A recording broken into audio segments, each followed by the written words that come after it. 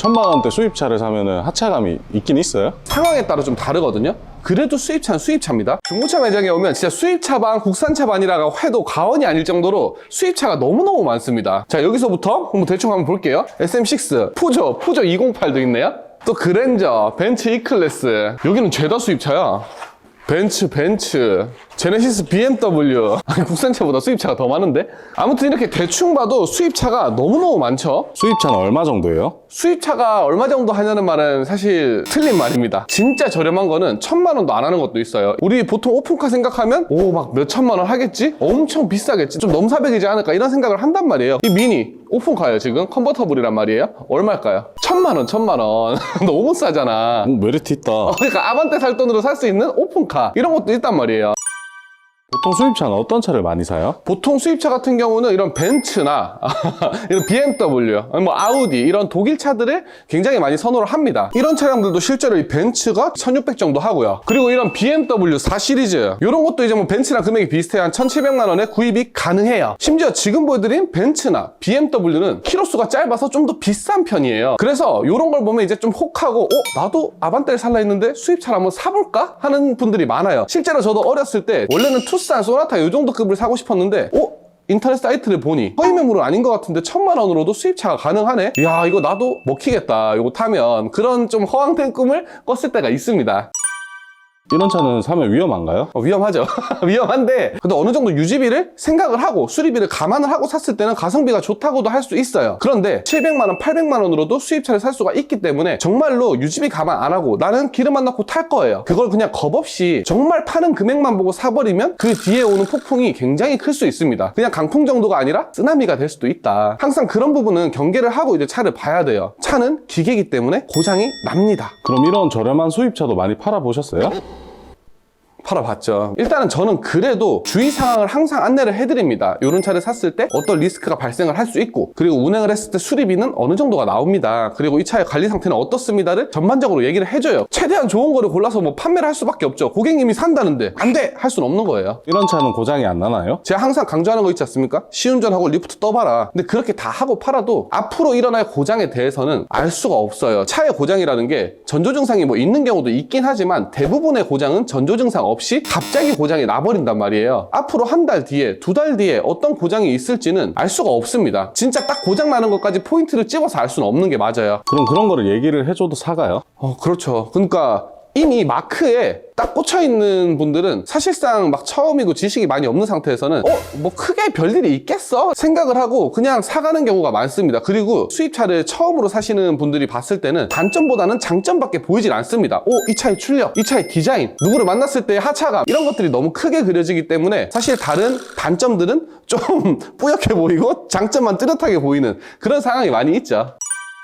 그럼 고장만 안 나면 되는 거 아니에요? 고장만 안 나면 되는 게 아니죠. 봐봐요. 이 카마로, 이 6200cc의 엔진을 들고 있는 이 카마로를 산다 칠게요. 이 6200cc의 엔진에 밥은 누가 줍니까?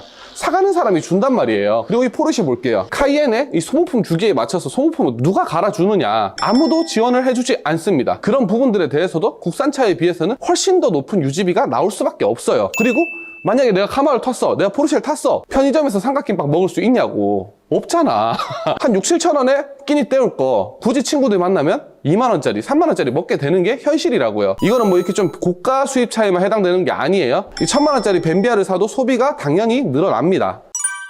그럼 수입차는 유지비가 많이 든다는 거예요? 그렇죠. 아까 카마로나 카이엔 같은 경우에는 그래도 비교적 연식이 좋은 매물들이기 때문에 손볼 게 엄청 많진 않지만 예를 들어 뭐 1000만 원도 안 하거나 아니면 1000만 원대 수입차 같은 경우에는 연식이랑 키로수가 높기 때문에 그만큼 고장률이나 소모품 교환에 취약하다. 그래서 많이 눈을 돌리는 게 이런 제네시스 쪽으로 눈을 많이 돌리죠. 왜냐면 우리 제네시스 이게 아직 솔직히 디자인이 먹어줍니다. 얘가 지금 중고로 얼마냐? 얘는 지금 24만 킬로에 1300만 원. 금액만 봤을 때는 얘도 만만하단 말이에요. 근데 소모품 비용도 생각해보니까 국산차니까 비싸지 않을 것 같아.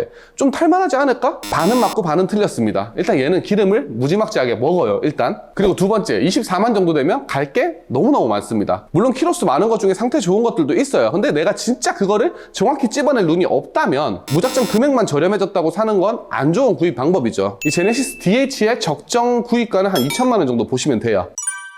천만 원대 수입차를 사면은 하차감이 있긴 있어요? 상황에 따라 좀 다르거든요. 그래도 수입차는 수입차입니다. 만약에 소개팅을 했어. 여자분이 차에 대해서 아무것도 몰라요. 내가 딱 BMW 끌고 갔어요. 1000만원짜리를. 근데 먹힐 수 있습니다. 여자분이 차를 모르면. 근데 우리가 차를 타고 여자랑 1대1로 데이트할 때만 쓰냐고요? 아니에요. 어디 모임에 나갈 수도 있고 그렇단 말이에요. 근데 우리가 가는 그 모임에 남자들이 많네? 거기서는 차부심을 가지면 안 됩니다. 테이블 위에 차 키를 올려놓으면 안 돼요. 왜냐면 이 차에 라이트만 보고도 몇 년식인지 맞추는 분들이 너무너무 많고 중고차 가격까지도 머릿속에 데이터가 있는 분들이 실제로 많습니다. 그런 분들 앞에서 약간 차부심을 부려버리면 오히려 역공을 당할 수가 있다. 그렇기 때문에 하차감만을 위해서 뭔가 수입차를 사는 거는 아닌 것 같아요. 그럼 그런 수입차는 탈 이유가 없네요. 이유가 없다고는 할 수가 없는 게 내가 여유가 있는데 차에 대해서 이제 좀 돈을 쓰기 싫을 수가 있잖아요. 근데 나는 적은 비용으로 좀 차의 최대한의 효율을 누리고 싶어. 유지비 같은 거는 준비가 되어 있어. 나는 하차감보다는 승차감과 이 독일차의 감성을 느끼고 싶어.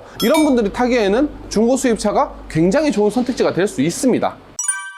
그럼 이런 차들이 다 팔리긴 팔리는 거예요? 팔리지. 엄청 잘 팔려요. 이거 뭐 사실 제가 유튜브로 사지 마라 해도 누군가 주인은 있습니다. 또 수입차 중에 좀 잘 팔리는 차종들이 있거든요, 분명히. 그런 차량들은 아반떼보다도 잘 팔려요. 진짜 그랜저보다도 잘 팔리고. 우리 막 예를 들면 15년식 16년식 BMW 5 시리즈 이런 거 딱 가져오잖아요. 흰색 같은 거 그냥 3일 만에 팔린다.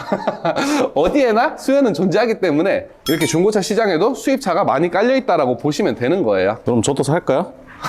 돈 많이 벌면 사면 되지. 근데 우리 구독자분들은 절대로 이제 마크만 보고 현혹되지 말고 실제로 유지 관리비까지 계산을 한 다음에 좀 현명한 소비를 하셨으면 좋겠습니다. 사실 오늘 영상 뭐 수입차 사라고 하는 영상 절대 아니에요. 판단은 우리 구독자님들에게 맡기겠습니다. 감사합니다. 중고차의 모든 것이었습니다.